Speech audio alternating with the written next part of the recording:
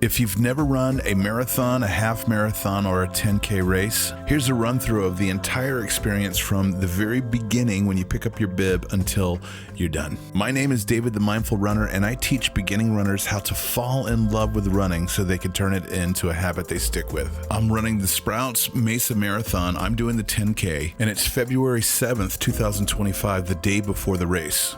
Every big race has an expo the day before, and this did not disappoint. This is where you pick up your bib, and it has a little metal sensor in it, and this is what's going to time you from the beginning to the end of your race. There's a ton of vendor booths inside and out. Not all, but most every booth has something to do with running, and you cannot run the race unless you show up in person and pick up your own bib. So more than 10,000 people belonging to one of the greatest communities on the planet are here. Over 10,000 people who are maintaining or working on their mental and physical health. You've got all walks of life, nobody is judging, and everybody is supporting each other. You can do some shopping, learning, testing out products, or seeing where your race begins and where it ends. I made a loop around first, and then I went and got my bib and swag bag. 3 weeks before this, I had my own booth at the Tempe Rock and Roll Marathon, where I was promoting my Mindful Running 2.0 mini course from Chase the Zen. And my business partner and I had a really good time and met some really cool people, so I went around looking for people that I knew from that event.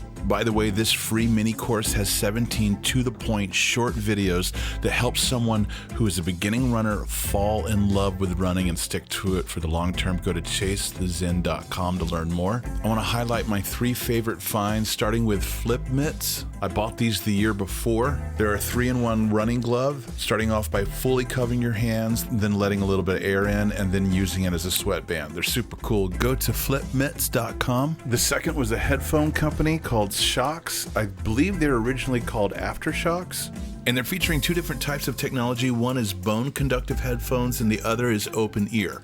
And I personally have an issue with the bone conductive technology because I'm just not as immersed with the sound as I want to be, especially when it comes to music you run to. But the open earbuds got my attention. First of all, when you're on a street run on the road, wherever that's not a treadmill, you need to hear what's going on around you. And that's the positive side of the bone conductive technology. But the open earbuds didn't go inside my ears, but gave me that full surround sound of immersion. So I'll definitely be taking a deeper dive. There's a whole lot to their website, and there's a Valentine's Day special coming up. Go to shocks.com to learn more. And the one that I was most excited about, because I have some synergy with, is Wahoo Treadmills. It's a top tier treadmill, and they're partnered with Zwift, which is on the monitor that's facing the treadmill. Zwift is an online world where your avatar runs with people from all over the world as avatars. When you go up a hill, the treadmill starts to incline and then descend when you go down. You can race people, you can pace with people. The only thing missing is the technology that Chase the Zen is trying to bring to the market, which is running to the beat of music. And this tricks your brain into thinking you're dancing, causing dopamine releases, making running instantly rewarding, and this is why I want the world of running to embrace this simple technology. Chase the Zen will soon be an app that has a library of music designed for running. Speed the music up with the slide of your thumb if you're trying to run faster, or slow it down for a nice relaxing run. Lock to the beat and run at a perfect tempo. By doing so, you're going to cause the short-term dopamine-driven feedback loop to happen in your brain. This is the same loop that happens in our brain when we're scrolling on our phones, gaming, gambling, or eating salty sweet food. In short, it makes running positively addictive so you can stick with the habit. It would pair perfectly with Zwift and Wahoo, so you guys, if you're listening, hit us up. After that, I checked out some Hoka running shoes, which is my favorite running brand, and then headed back to work. After that, I went to Goodwill to look for a blanket. It's normal to drape yourself with a hoodie or a blanket before you run so you can stay warm, but you're definitely not going to need it while running. So you drop it in a big pile right at the starting line, and then all of that goes back and gets donated to Goodwill again. I found one with dinosaurs, and everybody likes dinosaurs, and it was only $8. That night I went to my favorite Italian restaurant, had some pasta, had a glass of wine, went home, murdered an ice cream sandwich, and went to bed. The next morning I woke up at 4, took a shower, layered up, and then went downstairs. The night before, my wife had laid out everything for me, attached the bib to my shirt, and even left me a little love note. I was on the road by 4:45. The last bus from where you park your car is at 5:45, so I was ahead of schedule. I parked in the dark and then I started walking in the same direction as everybody else. I found a line that was about 400 deep, but this line was moving just about as fast as you could walk. They had plenty of buses all lined up, and before you know it, I was on a warm bus. 10 minutes later, we're dropped off and we have about a quarter of a mile walk to the porta potties and where everything gets going. They must have had over 100 porta potties. There was plenty of lighting, pretty much everything you need, including a water station and a truck that was going to take your bag and have it ready for you when you got to the end of the race. It was about 15 minutes to race time and it was time to hydrate. So I cracked open a can of Star Sweat, a hydrogen water that's infused with hydrogen, gold, and platinum at a molecular level. Coffee or caffeine makes you have to pee and can dehydrate you. Two things that you definitely don't want when you're running a 10K. And hydrogen water is the future of hydration, and Star Sweat is my brand. They have a really cool website. You can learn about what hydrogen is doing for you hydration-wise. Go to starsweat.life to learn more. Eventually, we all started lining up at the starting gate, and the hype team was doing their hype thing. Then they played the national anthem, and hearts were crossed, and soldiers were saluting, and that feeling of community was overwhelming. Shout out to everybody that was involved in putting on this race. That's so well done.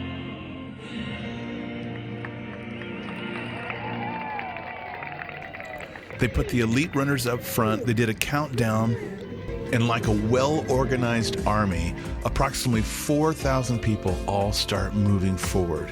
I stood there for a while and watched in awe. There were so many people, like-minded people, in the name of better health. Young, old, all different body types, to do one thing together: run. I didn't want to be too far back in the line because you have to run around the walkers. So I snuck in on the side, got a good shot of the main hype girl, crossed the starting line, and even got a high five from one of the hype team. At this point, my headphones are on, I turn the music on, and the vibe changes. As fun as it is to run with 4,000 people down the road in the dark, the solitude of running is my favorite part. It's peaceful and it's meditative, and because I run to the beat of music, it's instantly rewarding. My brain thinks I'm dancing, so essentially I am dancing down the road. And you know that saying, dance like no one's watching? How about dance and nobody knows you're dancing? More about the music in a little bit. When I got to the first fueling station, the sun was starting to rise. Volunteers were handing out water and Gatorade, and a row of porta potties were getting some play. I went into a meditative trance, and just like that, I was at mile 3. There were people on the side of the road cheering us on. I took advantage of another fueling station, keeping myself hydrated. Keep in mind, these are all volunteers, most of them teenagers. More people cheering us on, and I'm loving every minute of it. At this point, I'm running to one of my tracks called The Path Within. It's a little over 35 minutes long, and it's at 178 beats a minute. 6 years ago, I started running at 175 beats a minute, but I slowly progressed as my body told me it was ready to run faster. This allows me to run at a perfect pace, which allows me to conserve energy and reduce chances of injury. You can find these running tracks at 11 different tempos on our YouTube channel. Search Chase the Zen on YouTube and find your tempo. I got some love from this great group of people right here, and the finish line was only 500 yards away. So I doubled the length of my strides, keeping the pace, and broke into a sprint. Crossing the finish line felt great, and there were people there handing out your medals. I got medaled by a volunteer, and check out this harness that I was wearing. It's a reflective running harness where you can put your phone. This is my first time running with it, and now I'll never run on the road without it. Go to allremate.com or find it on Amazon like I did. I ran into someone that I knew, took some pictures, got handed a swag bag, skipped the results booth because I run for the joy of it, not to compete with myself, and headed straight for the recovery tent. I highly recommend this, and it's free. Volunteers from local physical therapy schools stretch your body while asking you how your run was. And if there's anything that a runner should do after a run, it's stretch their body and have somebody ask how their run was. And this is my second favorite thing to do post-race. I visited a few more booths. I watched a really great cover band sing their hearts out at the crack of dawn. And then feeling fulfilled, I headed for my maxi van. On the way, I found the place where you go pick up your bags if you left them at the beginning of the race in that truck. I thought the maxi van was going to be hard to find because I parked in the dark, but nope, it was right there. I headed toward home, and this is me experiencing releasing a massive dose of serotonin, the reward hormone. When I got home, I grabbed my drone and drove to the closest place where I could see the people who were running the full marathon. I got this shot, but I was really nervous because if you crash your drone in a place like this, it could be bad. So I landed and quickly got out of there. And then there was only one thing left to do. As a tradition, I go have a big breakfast. I hope you enjoyed this video. Please like, subscribe, share, follow, all that stuff. And help me spread the word about the Mindful Running 2.0 mini course, which you'll find at chasethezen.com. It's free, it's life-changing, and our goal is to get 100,000 people who have never run before to turn it into a habit that they stick with. Find running music on our YouTube channel by searching for Chase the Zen.